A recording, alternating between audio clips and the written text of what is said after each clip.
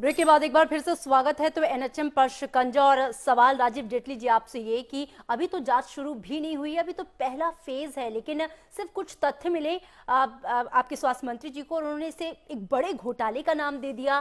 क्या ये बहुत ज्यादा इस मामले को आप हाई वोल्टेज दिखाना चाह रहे थे? क्या ये मकसद था कि इसको इतने बड़े घोटाले का नाम दे दिया, क्योंकि अभी तक आपके पास कोई पुख्ता सबूत नहीं है, जांच के बाद ही सब पता चलेगा? देखिए, सबसे पहली बात तो मैंने रखी थी कि टेंडर में जो स्पेसिफिकेशन होती है उसमें वेंडर अपनी स्पेसिफिकेशन देकर टेंडर पास नहीं करवा सकता, नंबर 1।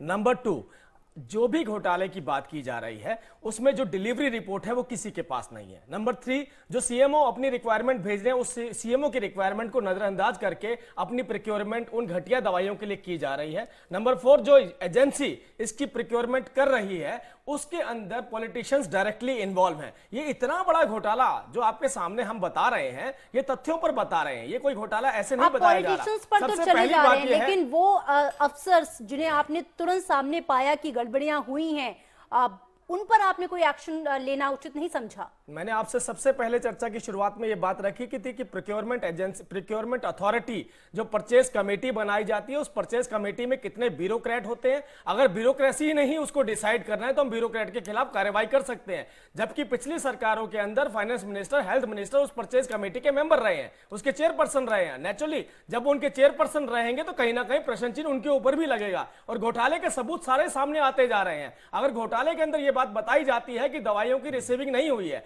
दवाइयों की डिलीवरी नहीं हुई है, और दूसरी बात जब रिक्वायरमेंट को मीट नहीं किया जा रहा, रिक्वायरमेंट किसी और चीज की आ रही है, सामान कुछ और लिया जा रहा है, दवाई चाहिए आपको कैंसर की, दवाई ले रहे हैं आप पेट दर्द की, तो इस तरीके से घोटाला, मैं एक सिंपल लैंग्वेज में बताना चाहता हूं, तो इस तरीके के जो घोटाले उजागर हो रहे हैं उसको घोटाले का ही नाम दिया जा सकता है। ठीक है, लेकिन इसके लिए क्या हम सरकार को जिम्मेदार ठहराएं या फिर जो स्वास्थ्य मंत्रालय है उसको जिम्मेदार ठहराया जाए, जो अफसर स्वास्थ्य मंत्रालय में है उनको जिम्मेदार ठहराया जाए?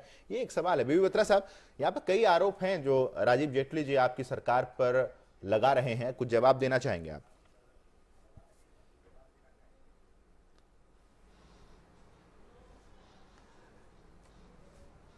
हाँ जी सुमन जी, सबसे पहले तो ये है कि little knowledge is always dangerous. The thing is only कि राजीव जी पहले तो 10 साल जे लोक दल के अंदर थे, वहाँ सरकार 15 साल तक के लोगों ने उनको आज के दिन में सत्ता में आने से वो कर दिया, और आज नए नए भारतीय जनता में पार्टी में आके सिस्टम का पता नहीं है, कुछ नहीं है। विजिलेंस कमेटी की मैं छोटा सा थोड़ी सी बात के लिए इंटरप्ट करना चाहता हूं। इसी तरीके से कपिल सिब्बल जी ने भी एक बार इल्जाम लगाया था जब 1,76,000 करोड़ के घोटाले की बात हो रही थी। कपिल सिब्बल जी कहते थे घोटाला 80,000 करोड़ का है, वो भी इंफॉर्मेशन करवा रहे थे। राजीव जेटली जी, गलत बात, आपको पूरा मौका मिला बोलने का, उनकी बात सुन लेते हैं। आपको मौका मिलेगा, बत्रा जी आपको मौका मिलेगा, पैसे रखिए बोलने के लिए। You don't have patience. Why you have come on the channel? बिल्कुल आपकी बात, you don't have patience. आपकी बात सुनी जा रही है। Kindly hear me. I am speaking on the facts, not otherwise. High powered committee purchase की हर एक स्टेट, हाँ मैडम, हर एक स्टेट के अंदर हाई पावर्ड कमेटी होती है। कमेटी ही परचेज पावर करती है।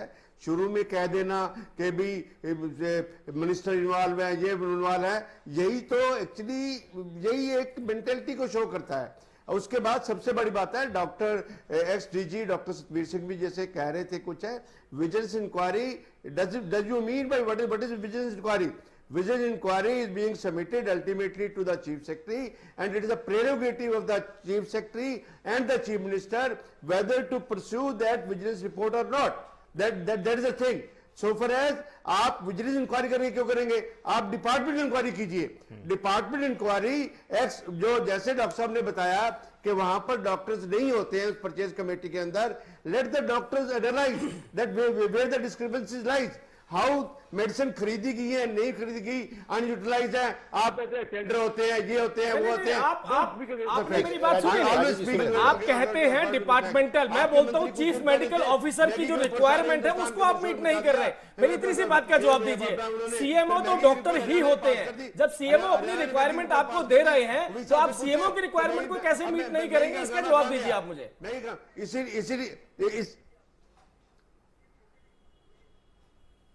that you are not supposed to be in purchase committee. You are never member of the purchase committee. It is और But I know the procedure how to go ahead. sellers होते हैं, उनके बाद साथ negotiation होती है. Why they should not negotiate it?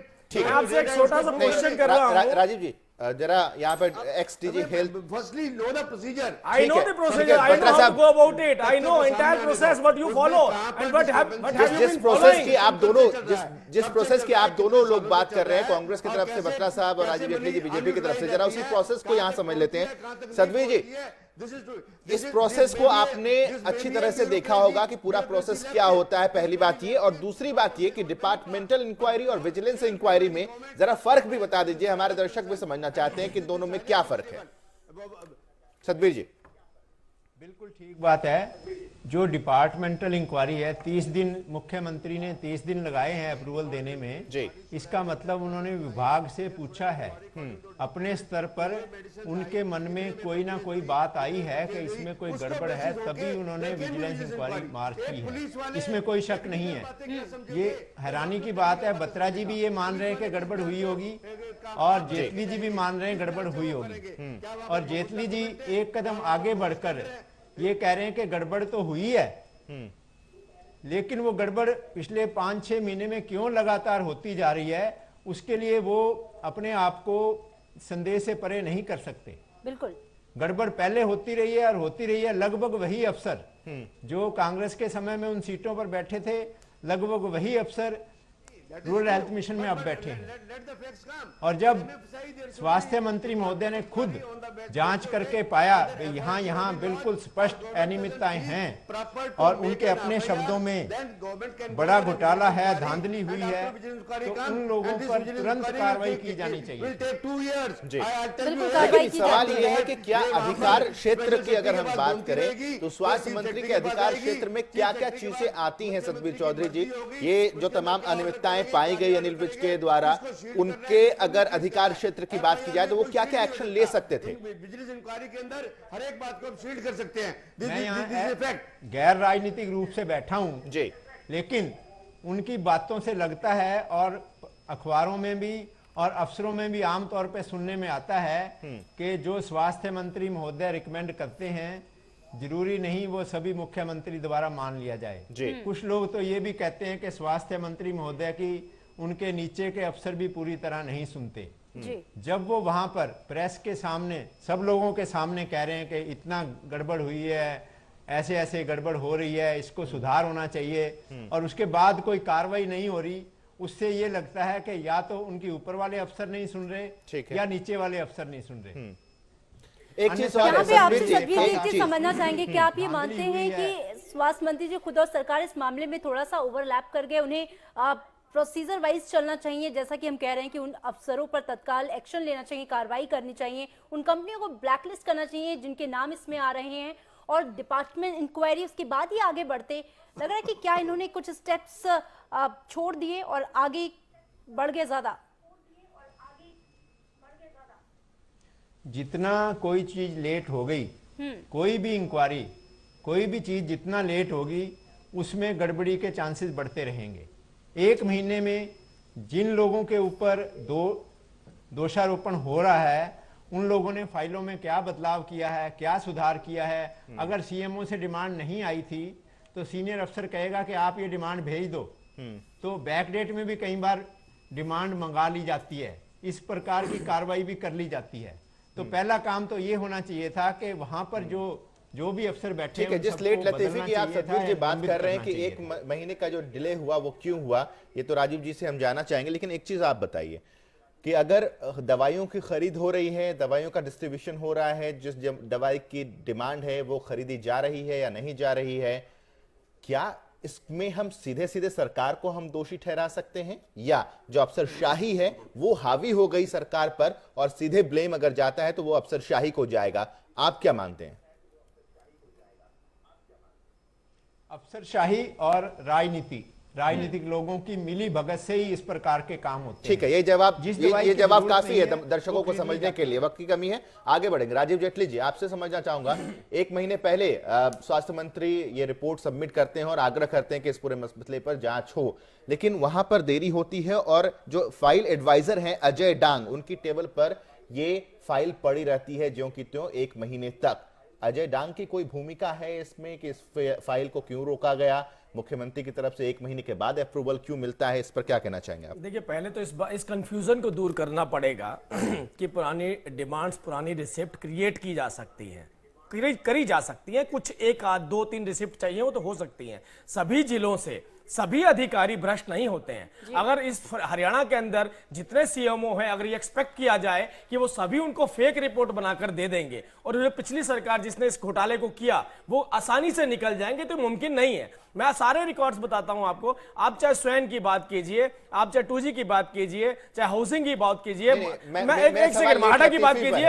इनकी inquiries immediate वक्त क्यों लग गया राजीव जेटली जी? इंक्वायरीज इमीडिएट नहीं हुई थी, इनकी इंक्वायरीज इमीडिएट नहीं हुई थी। निरीक्षण तो औचक करते हैं ना खेल। अगर स्वास्थ्य मंत्री की बात करें, निरीक्षण तो औचक होता है, तो फिर जितनी तेजी से उनका निरीक्षण होता है उसी तेजी से सीएमओ की तरफ से क्यों नहीं आता कि हाँ ठीक है, इस पर जांच आगे बढ़ाइए? 1 महीने का वक्त आपको लगता है कि ये 1 महीने का वक्त जो मुख्य और जो बड़ी मछलियां हैं उनके बच निकलने के लिए काफी नहीं होंगे? नहीं, बिल्कुल नहीं। मैं आपको पहले बत्रा साहब ने अभी एक बात रखी थी कि आपकी इंफॉर्मेशन अधूरी है, उसको मैं पूरी कर देता हूं।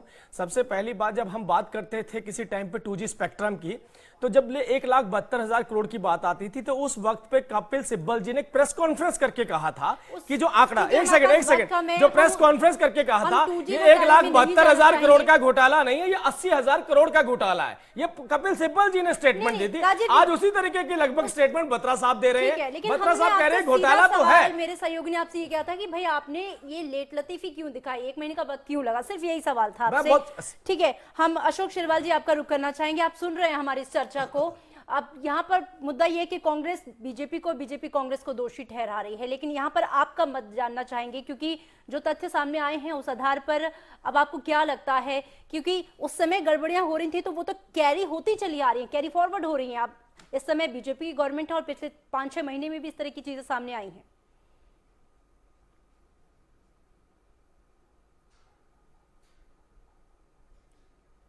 शेरवाल जी, आपसे सवाल है।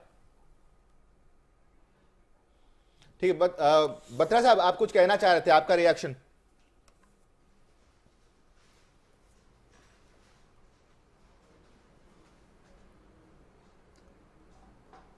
नहीं, पहली बात तो ये है कि सबसे इम्पोर्टेंट बात है कि ये जो दोबारा इस बात के लिए कह रहे हैं कि ये घोटाला है, this is a supposition. Secondly 2G की बात जो कह रहे हैं, this is not a relevant question है।